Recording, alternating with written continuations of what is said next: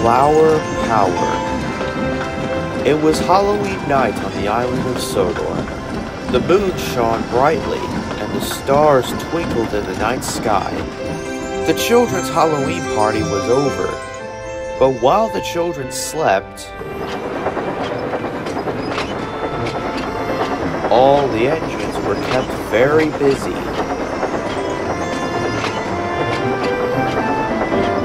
Neville was alone at Tin Michette's when Sir Topham Hatt arrived. He was still in his Halloween costume. "You want to collect flour from the mill and take it to the bakery," he boomed. "You must work with Splatter and Dodge. The island needs its morning toast, and Lady Hat and I need our English muffins," he added sternly. "So I have no mishaps tonight." Neville didn't want to work with Splatter and Dodge, but he wanted to be really useful.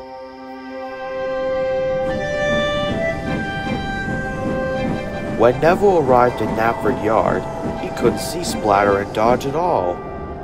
Splatter and Dodge were up to their old tricks. They rolled up behind Neville and went, "Boom! Oh dear, Mr. Clumsy Wheel strikes again," laughed Splatter. "You really gotta stop this havoc."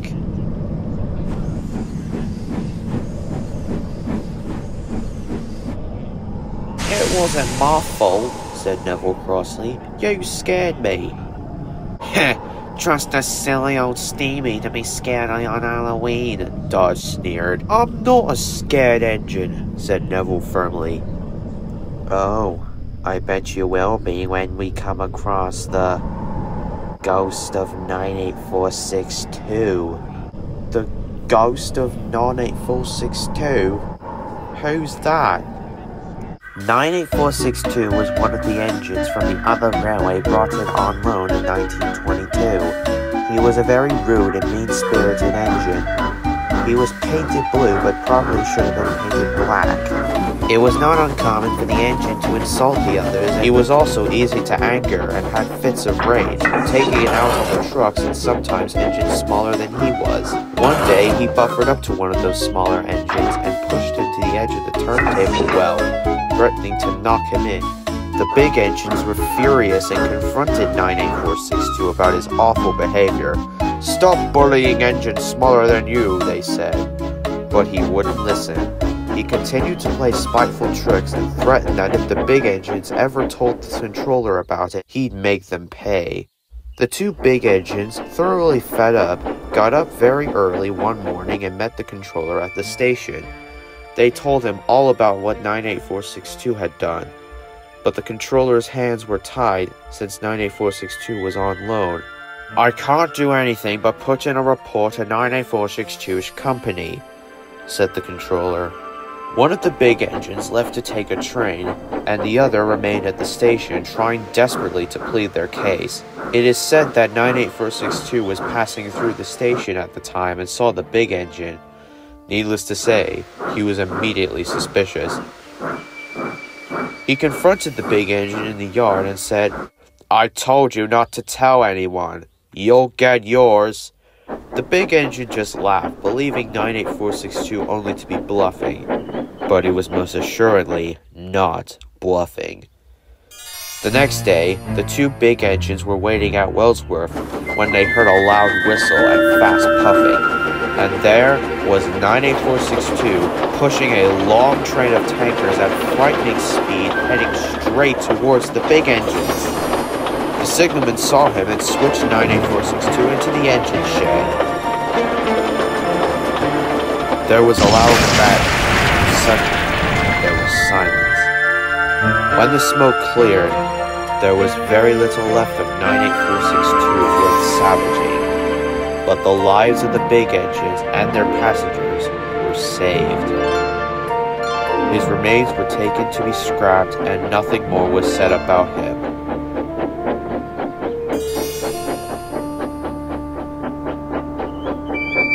But every year, on the week of the accident, you can hear his ghost thundering along the branch lines near Wellsworth, looking to take care of some unfinished business.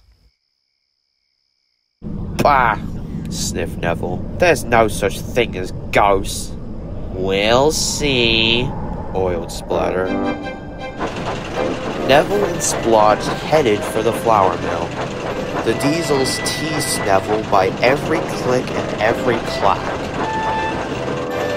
When they arrived at the woods, Splodge cried, "It's the haunted forest!" And they called out, "Whoa, Neville," in a spooky voice. "Stop that," said Neville crossly, but the breeze blew and the branches creaked. Splatter and Dodge's teasing made it seem spooky indeed. Then they came to the abandoned mine. The buildings were deserted, but they could hear a banging noise. What was that?" cried Neville. "Sounds like 98462 looking for a steaming to take to the scrapyard." Well, I'm not scared," said Neville, but he wished he felt as brave as he sounded.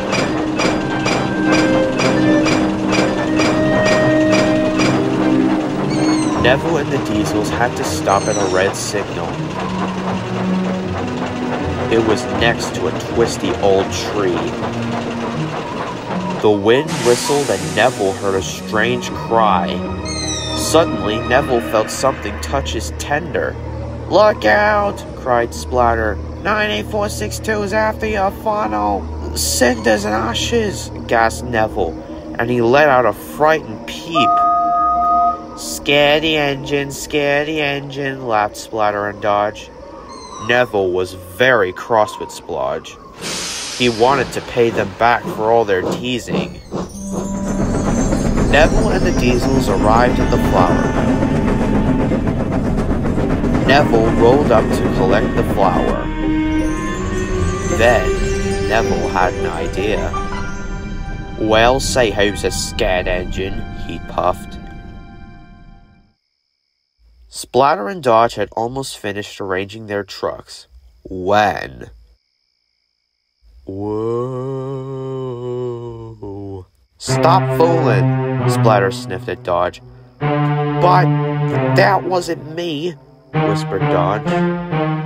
Then they both saw Neville whizzing in a strange, ghostly voice. "Two mischievous Diesels have angered me. I have come for their wheels." "It's 98462, cried Splatter. "He's come to get us," shouted Dodge.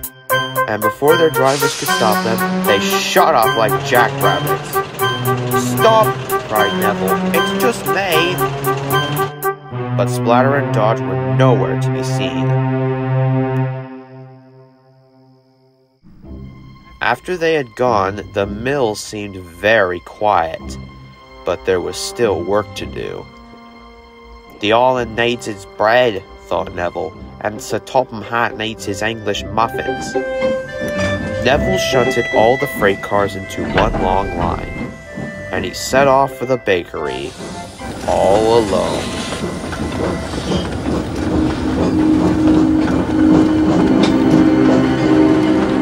As Neville arrived at the twisty tree, he wished he could go faster, but it was a very long train and he had to go slowly.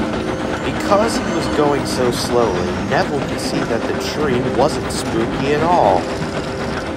"It was just a train," he gasped, "and the strange cry was just an owl." Neville was relieved. Neville chugged towards the abandoned mines. He could still hear the spooky banging. He looked to his left and then to his right, and he saw what was making the noise. "It's just an old door," he gasped. "The wind was making it crash." Finally, Neville reached the old woods. The breeze still blew, and the branches creaked. Neville took a big, brave puff, but without Splodge's teasing, Neville could see the haunted forest was actually Henry's favorite forest. It's not scary at all, said Neville.